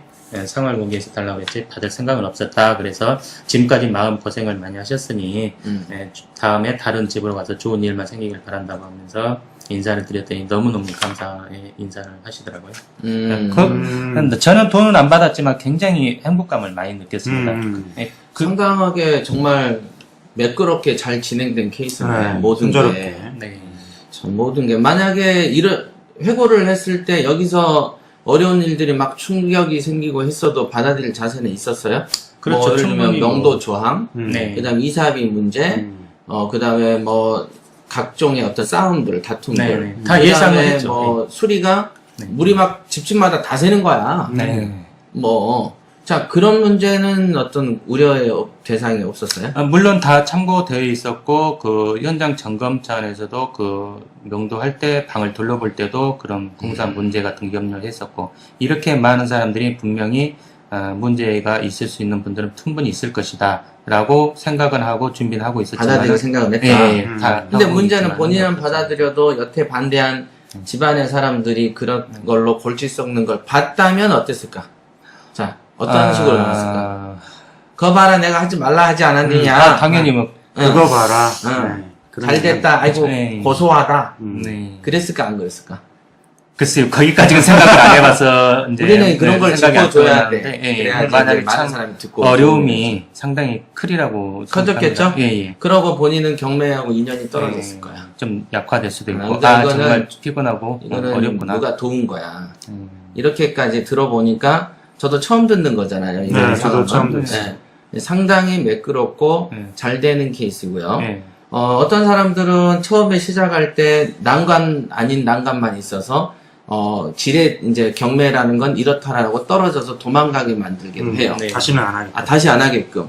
그러니까 하여간 이 경매로 돈을 버는 사람들은 어찌 보면 처음에 아름다운 경험을 대체적으로 하긴 해. 근데 너무 아름다우면 두세 번째에서 또 탈락하더라고. 근데 지금 보니까 상당히 괜찮은 그 케이스 경험을 한 거예요. 또 그 명도 하러 가는 당시의 상황들도 마인드도 괜찮았고, 예, 또 그런 그 일일이 찾아다니면서 아니면은 집을 비우는 사람들이 대부분 많아요. 다가구들은 젊은 층 분들이 많이 홀로 사시는 분들, 직장인들 사시기 때문에 그래서 꾸준히 찾아가서 못 만난 사람들은 전화로 체크해서 일일이 또 면대하고 또 이제 그런 알림이라는 게 중요한데 명도할 때 그 알림을 갖다가 복도에다가 전부 다 붙이고 예, 또 복도에다 붙이면 또 떨어질 수도 있으니 각 세대마다 또 이렇게 붙이고 잘했네. 계속해서 이렇게 좀 그러니까 상당히 잘하는 이제 거야. 자리를 비웠을 때 초짜라고 보기 어렵죠. 비웠을 때 고수인데? 지금 하는 거에 반대 안 된 놈들도 고수라고 다녀. 그래서 이제 나는 못 봤다. 아니 알렸는데 알림 붙여놨는데 나는 못 봤다 이러면 곤란하니까 아예 대문짝만하게 떡 붙여놓죠. 그렇지. 예, 못 봤다는 얘기가 안 나올 수 있도록. 예. 귀에 못 봤다 하면 귀에다 대고 속삭여져. 그리고 이제 이제 전화번호와 이런 걸 자료를 가지고 날짜가 되기 전에 미리미리 잘 되시죠? 예, 이렇게 하면서 계속 점검을 해 나갔죠. 지금 상황이 어떤 상황인지, 이 사람이 순조롭게 지금 준비하고 계시구나. 그게 바로 아니면 명도 약간의 포인트구만. 문제가 되고 있는 것이구나. 그러면 이 사람이 저기 좀 부족해서 막 어쩐 얘기가 나오면 약속한 날보다는 이 사람은 좀 딜레이 될 수도 있겠다. 그런 것을 그래프 형식으로 이렇게 상황들을 이렇게 점검해 가면서 했던 그거 거죠. 괜찮다. 그래프 예, 형식. 명도 포인트네. 안 그래도 우리가 아마 다음 주 정도면은 그 쿠팡에서 우리 전국지사 강의가 출판되죠? 판매가 되죠? 그때 그 김국동 지사당의 인천지사에서는 아까 그 요소 있죠? 이건 다가구 주택에 대한 투자 포인트하고 명도 포인트. 그죠? 성공 사례로 비춰본, 바라본. 그러니까 지금 말한 거가 사실 명도 포인트예요. 명도 과정에서 있었던 에피소드도 포인트지만 체크를 중간 점검을 어떻게 했는가 요거 네. 사전 직무를 체크해 나가는 거 또 여기에서 요것도 또 말씀 못 드리는 부분들은 또 디테일한 부분은 또 수업 때. 많은 것도 있겠죠. 수업 때 이렇게 네. 얘기를 이제 해주시고 그게 더 궁금하시면은 이제 쿠팡에서 가시면 되고 아마 아니면 미리 이 방송 들으시고 미리 접수를 하면은 또 미리 또 예약을 네, 해서 네, 또는 네. 그 전에 또 개별 강의로도 해줄 수 있으니까 그렇죠. 예, 관심 있으면. 근데 이렇게 해요. 단돈 얼마라도 받고 가르친 게 맞아. 전화로만 해서 전화로 해서 막 10분, 20분씩 얘기해 주는 건 나는 내 입장에서는 반대예요. 그거는 자세도 안 되고 말도 안 되는 거야. 그런 사람한테 베푸는 거는 덕이 되지도 않아요. 만나서 그리고 단돈 뭐 2, 3만 원 돈인가 수업에서 듣게끔 해. 형식을 맞춰요. 알았어요? 그래도 이제 또 아예 전화도 안 하신 분보다는 또 좀 기사를 또 보고 아니야. 잘 읽었다고 또 감사 인사. 주로 이제 빼먹는 사람들이 많아. 아직 그 본인들이 부동산을 많이 안 겪었잖아요. 네. 부동산이라는 건요, 돈 버는 곳이고, 처음부터 끝까지 돈하고 관련되다 보니까, 인간의 본성이 철저하게 드러나는 가장 더러운 것 중에 하나가 부동산. 그 다음에 유통. 이 두 가지를 그 인간의 본성이 발현되죠. 예를 들면 우리가 뭐 산악회 본성 발현되나? 그잖아. 무슨 동문회. 본성 발현 안 돼. 좋은 모습만 보여. 좋게만 꾸며져. 네. 하지만 돈 문제만 딱 오면은 본색이 나오고 간사스럽고 그런 게 표출이 되는 것이 돈이야. 그래서 이 바닥에서 중심을 잡고 초심을 잡고 하는 사람이 대단히 드물어요. 돈 문제니까. 그렇죠. 그래서 이 상태 이거가 힘들어요. 그렇기 때문에 더더군다나 사람을 가려서 또 가르치고 그냥 막 전화 온다고 주저리 막 떠들어대면 가치만 떨어져. 진짜야. 본인 시간은 목소리 아프고 전화세 나가고 허망해진다고. 그러니까 찾아서 와서 배우게끔 하라고. 오케이. 자, 무슨 역이죠? 이쯤 되면 또 무슨 지하철역이라고 한번 해볼까요?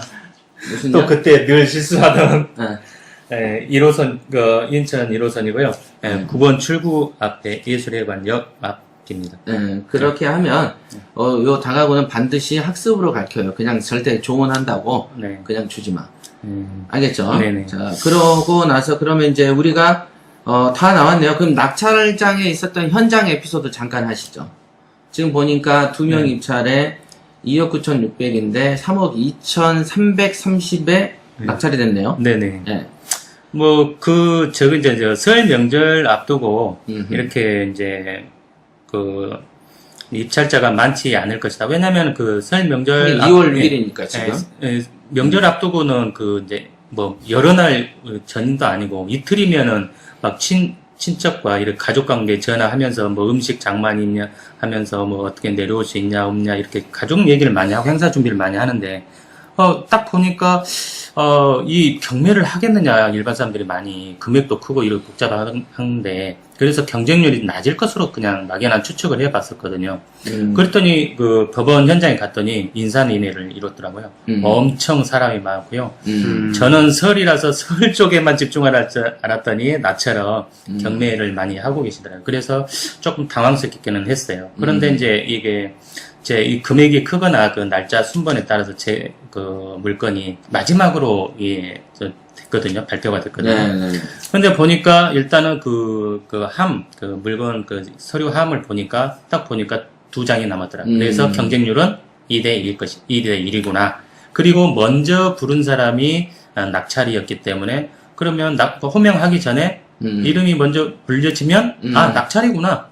그렇게 생각하면 되겠다라고 미리 개봉하기 전에 제가 예측을 했습니다. 그랬더니 2대 1에 긴장하고 있는데 제 이름이 먼저 불러졌고 1등이구나 하고 했는데 그 뒤에 2등 차순위가 발표됐는데 1,000만 원 아래였는데 한 800 정도로 생각해요. 근데 저는 그게 정확한지 안 정확한지는 이 순위가 내가 얼마에 낙찰 받는지 2억을 썼는지 내가 더 많이 썼는지 내가 알 바가 아니지 않습니까? 내가 기록 그 수익률 분석도 보고 그럼요. 내가 네. 세운 그 금액이 중요하고 내가 잘 가는 것이 중요한데 근데 왜 3억 2천을 썼어요? 더 쓸 수는 없었나요? 이게 최선이었나요? 3억 2,300은 나름 그 내다 보이지 않는 인테리어 부분을 얼마 정도 소요가 될 것인가라는 것을 제가 참작하고 각 세대마다 기본적인 그 인테리어, 그러니까 도배장판 이거 그런 얼마씩 받는 얼마씩? 그거는 한 세대당 한 100만 원씩 해서 한 1,300 정도 1,300. 예측하고 그 위적인 거, 뭐 건물의 주변 아니면은 지붕 관련된 거, 창틀 관련된 거 이런 그 소모품들이 소요될 것이다. 그것을 플러스를 하면 한 3억 5천 선에도 가지 않겠느냐.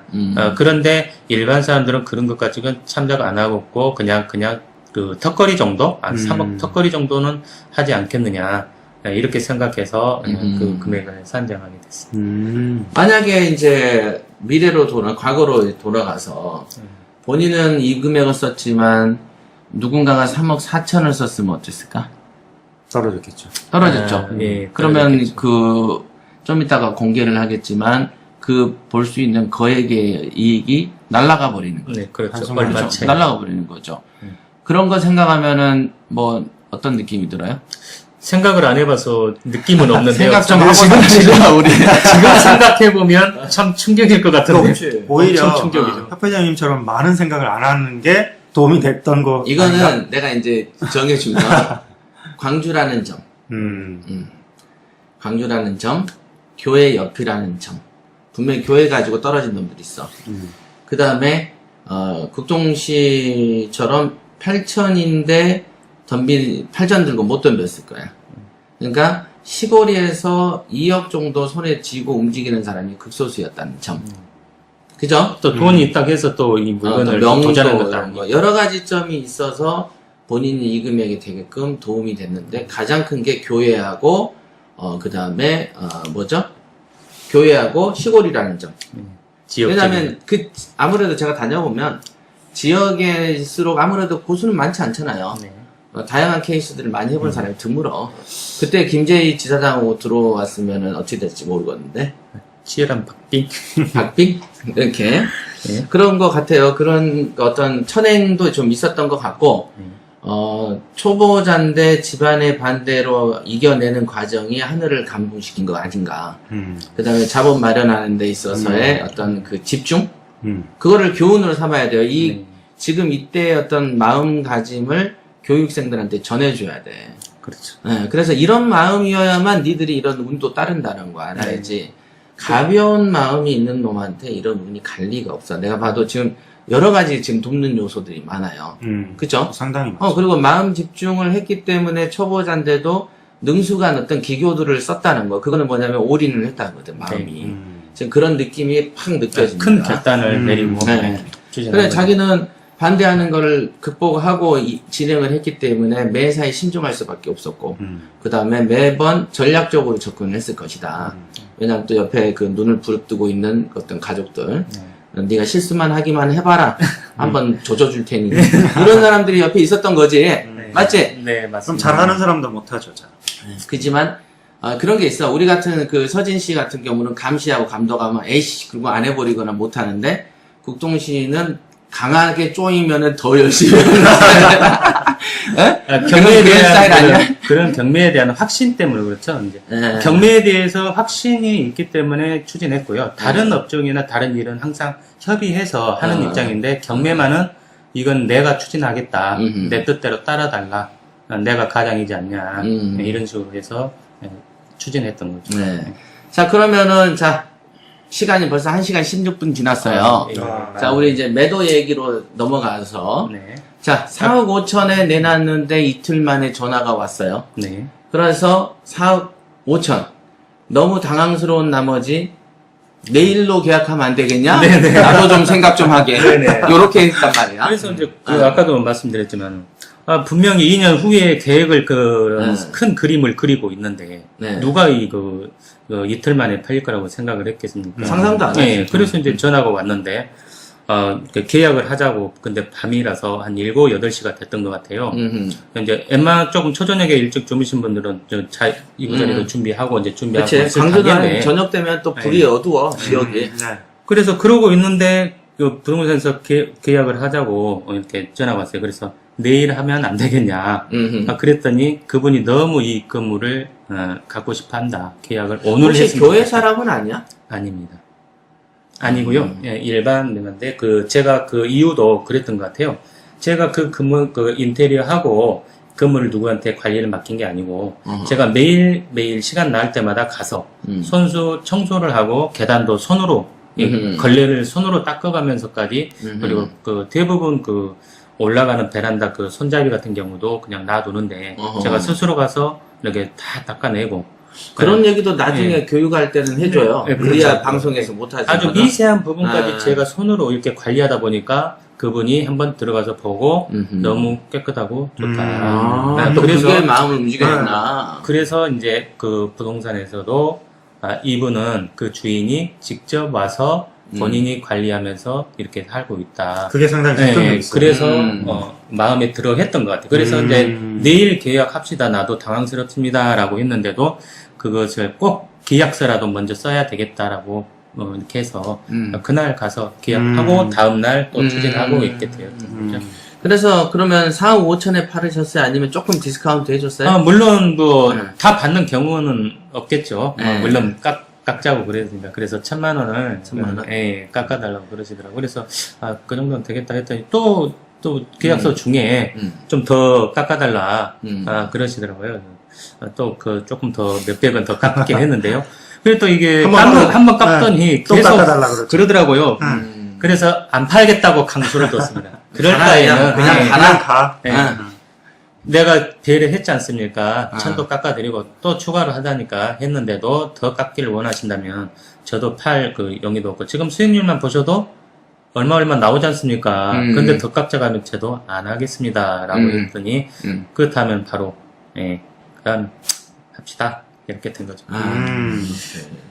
그게 나도 팔아보면 얼마에 판 걸로 얘기가 돼서 갔는데 또 깎아달라고. 현장에서 깎아달라고 하면 빈정상해. 또 그리고 그럼 부동산 업자 당신은 무슨 일을 했냐. 그 사람이 일을 해서 대가로 돈을 받는 건데 여기 와서 또 잡스러운 얘기가 나오냐는 거지. 그런 경우가 있고 한 번 해주면 또 2번, 3번 깎자는 얘기 꼭 나온다? 네. 나도 그런 경우 한 번 했어요. 또 깎을 때는 또 여러 가지 이유를 또 이유를 말도 내. 안 되는 이유를 또 그때 대면서. 집에 대해서 불만을 얘기해요. 그러면은 내가 그러지 그렇게 불만스러운 집을 왜 살려고 하세요? 사지 마세요. 네. 말 되지. 이게 네. 끝없이 양보만 하는 게 아니라 적절한 선에서 또 이렇게 입장 표명하고 좀 강조를 좀 둬야 확실한 매듭을 지어질 것 같습니다. 또 그래서 매매에 대해서도 나중에 교육할 때는 포인트도 넣을 수 있겠네요. 그죠? 네, 그렇죠. 준다리기 예. 했을 때 어떻게 해야 된다. 자, 그렇게 돼서 우선은 그 한 1,000만 원 정도 디스카운트 해서 1,000만 원 이상이죠. 이제 추가로 더 예. 조금 해드렸으니까요. 1, 2배. 예. 3억 2천에 낙찰받아서 한 4억 4천 가까이에서 팔았네요. 네, 그렇죠. 공사비가 조금 이제 또 많이 들어간 부분도 있고. 예, 그때까지 해서 몇 개월 걸렸죠? 한 1년이 1년? 예. 1년 정도 이제 딱 판 거예요? 네. 크네. 그러면 세금도 좀 많이 덜었겠다, 그치? 네, 공사비도 있고 세금도 좀 덜어지는 분도 있고 또 저기가 일방적으로 그 인테리어에도 또 맡겨야 할 부분도 있지만 또 경매를 하는 입장에서 이렇게 하다 보면 손수할 수 있는 부분들이 있거든요. 네, 뭐 스위치 교환이라든가 뭐 화장실에 뭐 부품 교환이라든가 그런 것은 제가 조금 또 좋아도 하고 손대는 걸 제가 스스로 하는 걸 좋아하기 때문에 창틀에서 약간의 물이 새어드는 듯한 아니면 이런 부분들은 제가 또 소질이 있기 때문에 공식적인 인테리어 그런 관련 일은 안 하지만 제가 좀 좋아합니다 그런 것은. 그래서 이제 웬만한 거는 인테리어 업자에 맡길 수도 있고 순수할 수 있는 것은 직접 하는 것도 도움이 되더라. 또 자연스럽게 경험이 쌓아가더라고요. 네네. 야, 이게 하여간 대단하네요. 네, 우리 대단하네. 인테리어 또 하면은 우리 인천 일 지사장님께서 또 한 우리 말씀 해주시는. 김국동 지사장님만 안 되겠는데? 인테리어를 굉장히 그 손수 직접 하신다고 들었어요. 그래도 전문적이시잖아요, 우리 인테리어 저는 쪽에서. 이제 그 임대가 잘 나갈 수 있게끔 하는 전략으로 벽지 선택이라든지 뭐 같은 뭐 100만 원을 드린다 라고 하면 색깔만 잘 선택을 해도 그 사람들이 다 굉장히 좋아하거든요. 그럼 안 그래도 그 쿠팡에 그 서진 씨가 하는 컬이 있잖아요. 네. 제목이 뭐였지? 미리 100만 예고를 원. 드려야지 다음 주라도 이렇게 결제를 해서 사람들이 듣지. 낙찰받은 내 집 100만원 셀프 인테리어. 아, 100만원 셀프 인테리어. 네, 낙찰받은 내 집. 네, 예전에는 이제 임대를 잘 나가게 하기 위한 어떤 포인트가 있었다고 하면, 네. 돈을 조금 들여서라도 하라는 이제 포인트였다고 네. 하면, 네. 이번에는 100만 원이라는 걸 한도를 정해놓고 그 안에서 이제 할 수 있는 방법들을 알려드리려고 합니다. 네. 꼭 인테리어 하면은 이미지가 뭔가 많이 뜯어 고치는 것을 또 상상할 수도 있는데 이렇게 벽지 정도 소액으로만 할 수 있다는 의미를 또 이렇게 말씀해 주실 건가요? 그렇죠. 수리 정도라고 보시면 되죠. 네. 100만 원 가지고 할 수 있다면은 정말 나도 배워볼 것 같고요. 네. 이왕이면은 이제 사실 우리 그 사옥이 그 방을 하나 마련해서 평생 교육원 체제에서 도배도 하고 전구도 갈아보고 이런 거를 실습으로 하는 것도 원래 옛날에 구상을 해본 적이 있었다고. 네. 그래서 실습하면서 이제 배워보는 거 이런 것도 도움이 되죠. 그렇죠. 근데 그런 시스템도 나중에 하는 걸로 하고 그러면 요거는 단기적으로 어찌됐든 첫 번째 투자치고는 성공한 투자네요. 그죠? 네, 거의 그렇습니다. 한 8천 가까이 남는 투자네, 보니까. 물론 월 수입도 되지만은 또 장기간은 재투자를 위해서 이렇게 매매해서 이제 장기적으로 갈 것이냐, 단기적으로 해도 좀 시세가 차익이 있으면 이걸 이용해서 또 새로운 투자를 할 것이냐 이 판단 기준에서 저는 매매에서 투자적으로 생각을 결정을 했던 것이죠. 네. 사실 그 첫 투자치고는 굉장한 수익이죠. 네네. 굉장하지. 저도 만족. 네, 굉장하지. 그리고 또 보통 이 정도 하면 반 미치잖아. 그래서 제가 상당히 매력을 갖고 이제 그 이후로도 계속 추진해서 인천 이 지사를 맡게 되면서 계속 일을 그리고 진행하게 된 또 것이죠. 매수 과정 자체도 순조롭고. 그러니까 내가 봐선 그래. 교육의 포인트는 과정을 낱낱이 세부적으로 나눠서 본인이 겪었던 갈등 상황들을 실감나게 전달을 해줘야 네. 어찌 그냥 나 다가구인데 얼마짜리 얼마에 샀어. 요런 건 교육이 아니라고 봐요. 그때 갈등들을. 네, 그런 거. 왜냐면 아까도 서진 씨가 말했지만 몇백도 안 되는 강의 듣는 거 가지고도 반대한다고 못한 사람이 천지인데 이런 거 하겠냐고. 불가능해. 그러니까 이게 학습을 효과적으로 전달하려면 가장 큰 어려움을 노출하는 게 중요하다. 그러면 저 같은 경우도 그 구체적으로 꼼꼼하게 이렇게 나중에 강의를 준비를 좀 하세요. 예, 투자 포인트하고 준비해서, 명도 포인트. 좀 어려운. 알겠습니다. 자, 우리가 더 얘기하고 싶은 것도 있는데 벌써 1시간 24분입니다. 그 초창기에 1% 그 수익 공유형 어떤 담보대출 초저금리에 대한 그 기사를 다루는데 한 10분 정도 쓴 것 같아요. 네. 그러니까 실질적으로 이런 다가구 정복기 실제로는 한 3시간 가까운 시간으로 포인트를 나눠서 강의할 수 있는 소재를 1시간 10분 정도에 우리가 이제 짧게 대화를 주고받듯이 했어요. 나중에 이제 필요하신 분들은 쿠팡에 아마 저희가 또 공지를 하겠지만은 다음 주 정도에는 그 광고가 나갑니다. 그러면 지금 말씀드린 다가구 정복기에 대해서 투자와 명도 포인트로 세분화시킨 2회 코스죠. 네. 예, 그 강의를 이제 신청하셔서 들으시면 되고요. 그 다음에 또 인천 일지사의 김서진 지사장의 그 100만원 셀프 인테리어도 제가 봐서는 굉장히 히트작이 될 것 같습니다. 그렇죠, 서진 씨? 네. 저도 강의 준비 많이 하셔야 돼. 저도 그래? 수리를 할 때, 네. 다른 것은 다 할 줄 아는데, 도배를 좀 해보고 싶은 마음은 딱 생겨요. 네. 근데 이게 또 마음같이 안 돼요. 그래서 아마 그런 기회가 되면. 도배반을 하나 열어가지고 실제로 도배하는 걸 가르쳐 줄까? 그건 도배반. 또 그런, 비용을 절약하기 차원이 아니라, 그런 걸 좋아하거든요. 그냥 뭔가 해보고 싶고, 이렇게 저는 해보고 자기한테 싶고. 기념 남으니까. 예, 예. 몸으로 하는 건 조금 싫은데.